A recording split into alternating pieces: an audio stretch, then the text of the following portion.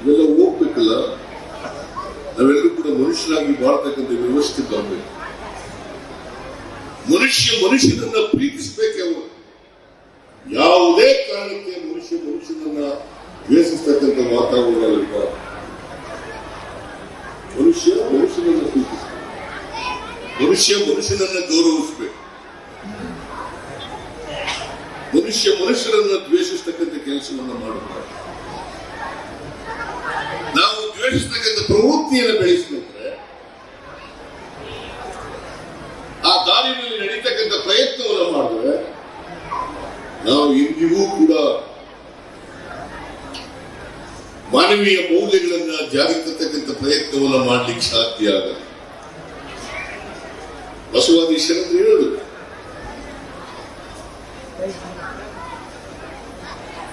ಕಾಯಕ ಮತ್ತು ದಾಸೋಹ ಎರಡು ಕೂಡ ಜೀವನದ ಮೌಲ್ಯಗಳು.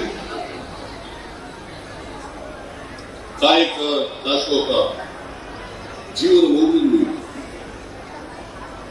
ಈ ಮೌಲ್ಯಗಳನ್ನು ಪ್ರತಿಯೊಬ್ಬರು ಕೂಡ ಅನುಸರಿಸಬೇಕು, ಆಚರಣೆ ಮಾಡಬೇಕು. ಇದನ್ನ ಅಕ್ಷರಶಃ ಪೂಜ್ಯ ಶಿವಕುಮಾರ ಸ್ವಾಮೀಜಿಯವರು ತಮ್ಮ ಬದುಕಿನಲ್ಲಿ ಆಚರಣೆ ಮಾಡ್ತಾ ಇದ್ರು. ಮಠಾಧಿಪತಿಯಾಗಿ ಕೂಡ ಆಚರಣೆ ಮಾಡ್ತಾ ಇದ್ರು ಅಂತಕ್ಕಂಥದ್ದನ್ನು ನಾವು ನೋಡಲಿಕ್ಕೆ. ಇವತ್ತು ಸುಮಾರು 9,000 ಮಕ್ಕಳು ವಿದ್ಯೆಯನ್ನು ಪಡಿತಾ ಇದ್ದಾರೆ ಅಂತಂದ್ರೆ ಅದು ಸಾಮಾನ್ಯವಾದ ಸಂಗತಿ ಅಲ್ಲ. 9,000 ವಿದ್ಯೆ ವಸತಿ ಅಲ್ಲ, ಈ ಮೂರನ್ನು ಕೂಡ ಪಡಿತಾ ಇದೆ. ಅದು ವಿಶೇಷವಾಗಿ ನಾನು ಕೇಳ್ತಾ ಇದ್ದೆ ಸ್ವಾಮೀಜಿಯವ್ರನ್ನ, ಎಷ್ಟು ಜನ ವಿದ್ಯಾರ್ಥಿಗಳಿದ್ದಾರೆ ಸ್ವಾಮೀಜಿ ಅಂತ. ಸುಮಾರು 10,000 ಜನ ಇರ್ಬೋದು. ಅದರಲ್ಲಿ ಹೆಚ್ಚಾಗಿ ಉತ್ತರ ಕರ್ನಾಟಕದ ಕಡೆ ಇದ್ದಾರೆ. ಉತ್ತರ ಕರ್ನಾಟಕದ ಕಡೆ ಜಾಸ್ತಿ ಇದ್ದಾರೆ. ಅದಕ್ಕೆ ಅವರು ಹೇಳದಂತ ಕಾರಣ ಏನಪ್ಪಾ ಅಂತಂದ್ರೆ, ದಕ್ಷಿಣ ಕರ್ನಾಟಕ ಮತ್ತು ಉತ್ತರ ಕರ್ನಾಟಕ ಆರ್ಥಿಕವಾಗಿ ಸಾಮಾಜಿಕವಾಗಿ ಬದಲಾವಣೆಯಾಗಿರ್ತಕ್ಕಂಥದ್ದು ಕಾರಣ. ಅದು ಸತ್ಯ. ಸ್ವಲ್ಪ ಮಟ್ಟಿಗೆ ಆರ್ಥಿಕ ಸಾಮಾಜಿಕ ಅಸಮಾನತೆ ಇದೆ ಉತ್ತರ ಕರ್ನಾಟಕದಲ್ಲಿ, ಇಲ್ಲ ಅಂತ ನಾನು ಪ್ರತಿಪಾದನೆ ಮಾಡಕ್ ಹೋಗಲ್ಲ. ಅದಕ್ಕೋಸ್ಕರ ನಂಜುಂಡಪ್ಪನವರ ವರದಿಯನ್ನ ತರಿಸಿಕೊಂಡು ಸರ್ಕಾರ ಜಾರಿ ಕೊಟ್ಟು ಮಾಡ್ತಕ್ಕಂಥ ಪ್ರಯತ್ನ ಮಾಡಿದ್ರೂ ಕೂಡ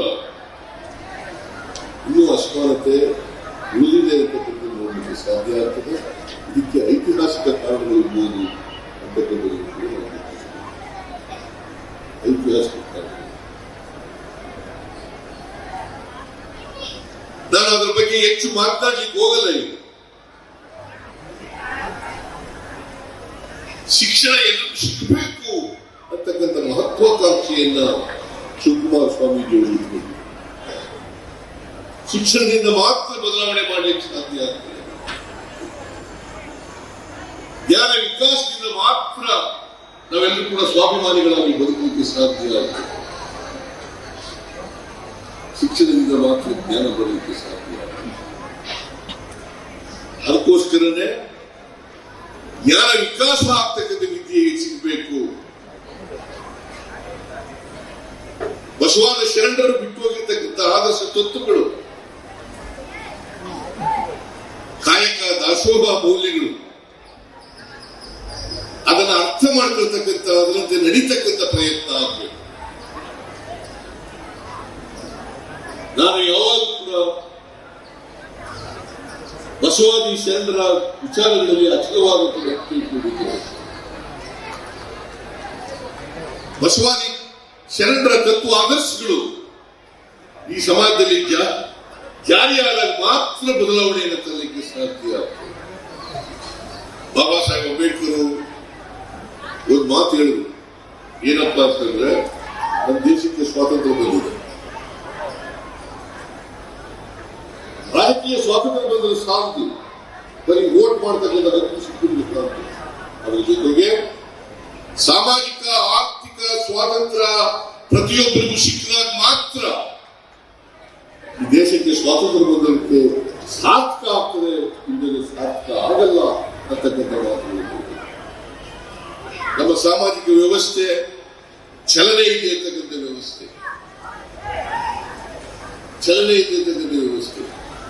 ಯಾವ ವ್ಯವಸ್ಥೆಗೆ ಚಲನೆ ಇರಲಿಲ್ಲ, ಎಲ್ಲಿ ಆರ್ಥಿಕ ಸಾಮಾಜಿಕ ಚಟುವಟಿಕೆಗಳಿರಲ್ಲ, ಅಲ್ಲಿ ಜಡತ್ವ ಇರ್ತದೆ.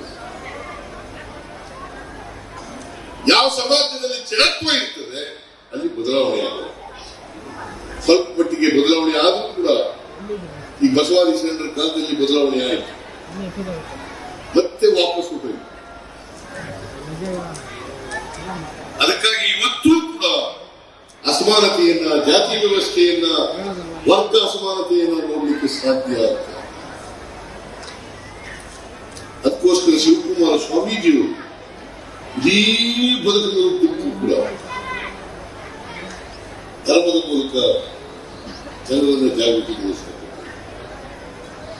ಅಕ್ಷರ ಸಂಸ್ಕೃತಿಯನ್ನ ಎಲ್ಲರಿಗೂ ಒಳಪಡಿಸತಕ್ಕಂಥ ಪ್ರಯತ್ನವನ್ನು ಮಾಡತಕ್ಕಂಥದ್ದು, ಸಾಮಾಜಿಕ ಬದಲಾವಣೆಯನ್ನು ತರಲಿಕ್ಕೆ ಪ್ರಯತ್ನವನ್ನು ಮಾಡತಕ್ಕಂಥದ್ದು. ಹಾಗಾಗಿ ಶಿವಕುಮಾರ ಸ್ವಾಮೀಜಿಯವರು ಅವರ ತತ್ವ ಆದರ್ಶಗಳು ಅಮರವಾಗಿದ್ದಾವೆ ಅಂತಕ್ಕಂಥದ್ದು. ಸ್ವಾಮೀಜಿಯವರು ನಮ್ಗೆ ಅವ್ರು ಮಾಡಿದಂಥ ಕೆಲಸ, ಅವ್ರು ಮಾಡಿದಂಥ ಸಾಮಾಜಿಕ ಸೇವೆ ಎಲ್ಲವೂ ಕೂಡ ಯಾವಾಗಲೂ ಕೂಡ ಹಸಿರಾಗಿರ್ತದೆ, ಯಾವಾಗಲೂ ಕೂಡ ಅಮರವಾಗಿರ್ತದೆ.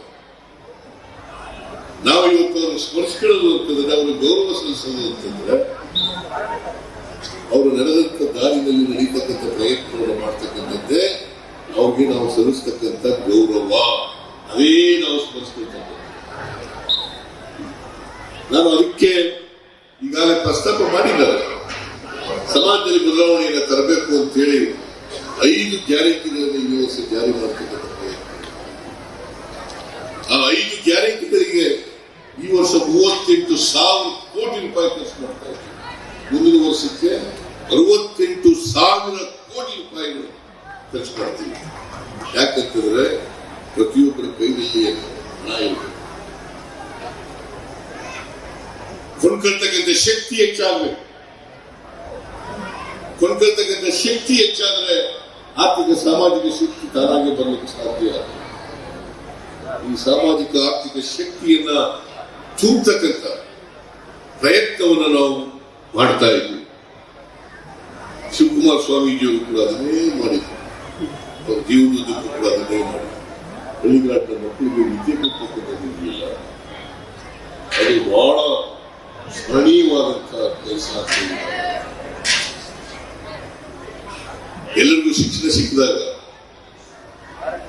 ಎಲ್ಲರೂ ಮನುಷ್ಯರಾಗಿ ಬಾಳದಾಗ, ಎಲ್ಲರೂ ಮಾನವ ಧರ್ಮವನ್ನು ಪಾಲನೆ ಮಾಡಿದಾಗ ಬೇರೆಯವರ ಬಗ್ಗೆ ಸಹಿಷ್ಣುತೆಯನ್ನು ಬೆಳೆಸಬೇಕಾಗ ನಾವು ಆ ಸಂವಿಧಾನ ಹೇಳ್ತದೆ, ಸಹಿಷ್ಣುತೆ ಸಹಬಾಳ್ವೆ, ಸಹಿಷ್ಣುತೆ ಸಹಬಾಳ್ವೆ.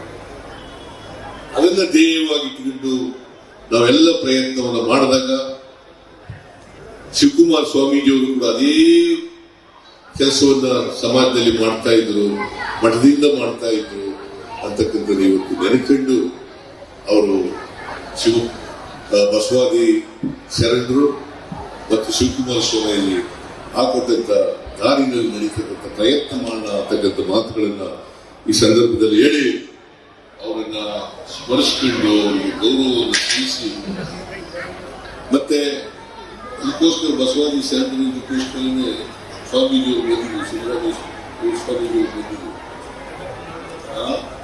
ಅನೇಕ ಜನ ರಾಜಕಾರಣಿಗಳೆಲ್ಲ ಬಂದಿದ್ರು,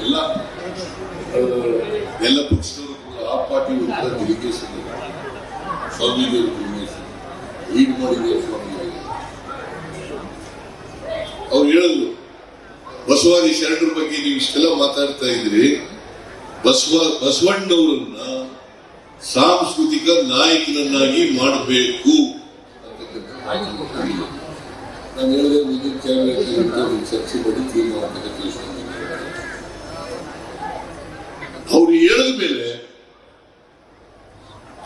ಯಾವುದು ಮುಂದಿನ ಕ್ಯಾಬಿನೆಟ್ ಮೀಟಿಂಗ್ ಇದೆ ಆ ಕ್ಯಾಬಿನೆಟ್ ಮೀಟಿಂಗ್ ನಲ್ಲೇ ಈ ವಿಷಯವನ್ನ ಇಟ್ಟು ಅದನ್ನ ತೀರ್ಮಾನ ಮಾಡಿ ತೀರ್ಮಾನವನ್ನು ಮಾಡಿದ್ದೀವಿ.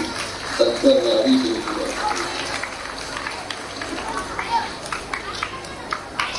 ಮತ್ತು ನಾವೆಲ್ಲರಿಗೂ ಕೂಡ ಅವರೇ ವಿಶ್ವಗುರು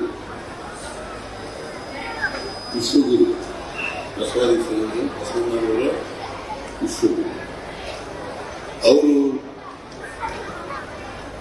ಸಾಂಸ್ಕೃತಿಕ ನಾಯಕರಾಗಿರ್ತಕ್ಕಂಥದ್ದು ಬಹಳ ಯೋಗ್ಯವಾಗಿದೆ ಅಂತಕ್ಕಂಥ ಮಾತುಗಳನ್ನು ಹೇಳಲಿಕ್ಕೆ ಬಯಸ್ತೇನೆ.